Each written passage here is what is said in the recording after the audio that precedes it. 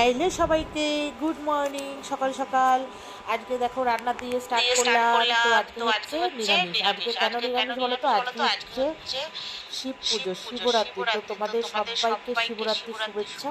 আর কে কে শিবরাত্রি করেছো আমাকে কমেন্ট করে অবশ্যই জানাবে। তো দেখো আজকে নিরামিষ খাওয়া দাওয়া করবো। তো ওখানে আলু আর ছোলার ডাল দিয়ে সেই দোকানে যে হয় না তোমার সেই তরকারি, ওই তরকারি করা হচ্ছে আর করা হবে লুচি।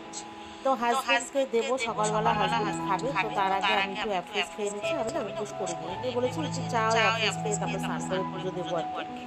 তো আমি ওখানে অ্যাফ্রেশ খেয়ে নিলাম। আর এখানে আলু তরকারিটা হয়ে গেছে। তো আটাটাও ময়দাটাও মেখে রেখেছি। হাজবেন্ড গেছে বাজারে, আসলে পরে হচ্ছে গরম গরম লুচি ভেজে দেবো। আর ওইদিকে আজকে করবো আলুর কষা আর করবো হচ্ছে বেনারসি পোলাও। তো সেই জন্য আলুটা ওখানে এক পাশে ভাজতে বসিয়ে দিয়েছে। এবং সময় নষ্ট করে কী করবো, আর দুজনে মিলে যাবে একটু গাছের দোকানে, যাবে একটু বাজারে। ওই জন্য হাজবেন্ডকে বললাম যে তুমি তাড়াতাড়ি খেয়ে নাও, আমরা বাজার থেকে এসে তারপরে হচ্ছে আমি পুজো টুজো দেবো, মেয়েকে একটু দেবো, মেয়েও খাবে টিফিন, তারপরে আমরা পুজো টুজো দিয়ে তারপরে আর বাদ বাকি রান্নাটা স্নান করেই করবো। তো এইদিকে হাজবেন্ডকে লুচি ভেজে দিলাম। আর ওইদিকে আলুটা ভাজা ভাজা করছি, একদম লাল লাল করবো। নুন দিয়ে শুধু ভাজছি আর কোনো কিছু।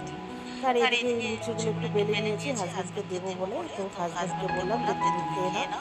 তো হাজবেন্ডকে একটু চা দিয়েছিলাম, করেছিলাম র চা, যেহেতু পুজোতে নাকি র চা খেয়ে করলে কোনো কিছু হয় না। তো আমি কখনোই খাই না, যেহেতু আমি সেরকমভাবে পুজো কোনো কিছু করবো নাকি, শুধু ঘরে ঠাকুরকে পুজোতে মানে জল ঢালবো সেই জন্য। তো হাজবেন্ডকে তরকারি আর লুচি খাওয়া দাওয়া দিলাম। তার সাথে মার বাড়িতে একটু পাঠিয়েছিলাম, মাও সকাল সকাল পুজো দিয়ে রান্না করবে নিরামিষ।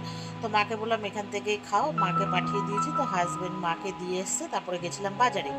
বাজার থেকে যা যা নেওয়ার নিয়ে চলে এসেছি। আসার পর মেয়েকে দেখলাম ঘুম থেকে উঠে গেছে। তো মেয়েকে কটা লুচি ভেজে দিলাম। তো খাওয়া দাওয়া করলো। তো যা বাসন ছিল ধুয়ে টুয়ে তারপরে এবার হচ্ছে ঘর ঠর মুছে নিলাম। তখন বাজে ওই 12টা, সাড়ে 12টারও বেশি। তারপরে আমি স্নান করে বললাম ঠাকুরকে পুজোটা দিয়ে নিই, তারপরে হচ্ছে আমি রান্না বান্নায় হাত দেবো, যেহেতু আবার ওই বাড়িতেও একটু পাঠাবো, ছোটো ভাইরা খেতে বসে পড়বে না হলে। তো আলুটা তো আমার ভাজাই ছিল, আবার একটু গ্যাসটা ধরিয়ে আলুটা আবার একটু গরম করে নিলাম, নাহলে একদম তেলে পুরো চুপু চুপু হয়ে থাকতো। তো এইদিকে মশলা বেটে নিয়েছি, দেখো আদা, কাঁচা লঙ্কা, দই দিয়েছি, কাজু বাদাম আর টমেটো। হাজব্যান্ডকে বললাম একটু পেস্ট করে দিতে, সে দিল। আর তারপর যে বেসিক মশলা থাকে, লঙ্কা গুঁড়ো, হলুদ গুঁড়ো, জিরে গুঁড়ো, তারপরে হচ্ছে তোমার নুন, চিনি, আর মানে তার সাথে দিয়েছি কাশ্মীরি লঙ্কা। কেন বলো তো, কালারটা সুন্দর লাগবে ওই জন্য। আর এদিকে হাজব্যান্ড ঠাকুরের ফুল ওগুলো আনতে গেছিলো বাজার থেকে। আসার পরে মিষ্টি, ফল, ফুল, তো দুধ আর হচ্ছে দই, তো পনির। তো পনির জানো তো আজকে অনেক জায়গাতেই নেই, আমাদের এখানে যে ভালো ভালো জায়গায় যে পনিরগুলো পাওয়া যায় সব দোকানেই শেষ। তো হাজবেন্ড আরেকটা মিষ্টি দোকান থেকে আমাদের এখান থেকে নিয়ে এসছে। তো যেহেতু পোলাওটা বানাবো সেজন্য পনির, চেরি এগুলো সব কিনে এনেছি। তো এইদিকে আমি লুচি ভাজা হয়ে গেছে, আমি বললাম পনিরটা ভাজা হয়ে গেলে সব ভাজাভাজি কমপ্লিট করে তারপরে আমি খাবো। এখন বাজে 2টোর মতো। তো আমি দেখো এখানে পনিরটা একটু ছোটো ছোটো করেছি, এটা হচ্ছে পোলাওতে দেবো। আর একটু বড় বড় করেছি, অল্প একটু ওটা দেবো আলু তরকারিতে, সাথে একটু পনির। আমার মেয়ে খুব ভালোবাসে, একটু ভেজে নিলাম নুন মিষ্টি দিয়ে। আর এদিকে দেখো আমার তরকারি কালারটা কত সুন্দর এসেছে। তরকারিটা দেখো লাল লাল করে একদম কষিয়ে নিয়েছি, যেহেতু আর কাশ্মীরি লঙ্কা গুঁড়োটা, দইটা এদিকে দিয়েছি, ওই জন্য কালারটা খুব সুন্দর, মানে খুবই সুন্দর এসেছে। তো ভালো করে কষানো হলে তারপরে আলুটা দিয়ে দেবো। একটুখানি কষানো হলে তারপর জল ঢেলে দেবো, ওই আর কি। আর নামার সময় একটু গরম মশলা দিয়ে দেবো। তো মিক্সি বাটা মানে মিক্সিতে যে বেটেছি সেই ধোয়া জলটাও দিয়ে দিলাম। তারপর আমার লুচি তো কমপ্লিট হয়ে গেছে, সব বাদাম টাদাম ভাজা, তারপরে হচ্ছে ওই তোমার পনির টনির এগুলো মোটামুটি ভেজেই নিয়েছি। তো তারপরে মনে পড়লো যে কিছু কিশমিশ আর একটু বাদাম একটু ভেজে নিই, আমার ঘরে রয়েছে যেহেতু আমন্ড বাদাম ওইসব একটু থাকবে। তো ভাবলাম যে এই ফাঁকে ভাতের জলটা গরম হতে হতে আমি একটু লুচিটা খেয়ে নিই। আর আমার চালটা 8 ঘন্টা করে বেশি ভেজানো হয়ে যায়। তো এদিকে দেখো ভাত হয়ে গেছে। তো আলুর দমটা পরে তোমাদের দেখাচ্ছি কালারটা। আর হাঁড়িতে দুবার করে ভাত করি, যেহেতু আমার ছোট্ট হাঁড়ি। তো একবারে ভাতটা করেছি। আর ওই পাশে হচ্ছে জায়ফল জ্যোতিতে হচ্ছে তাওয়াতে একটু গরম করে নিচ্ছি। হাজবেন্ডকে বললাম তুমি একটু গুঁড়ো করে দাও, সামনে দিস্তা। আর এদিকে আরেক চড়া ভাত বসিয়েছি।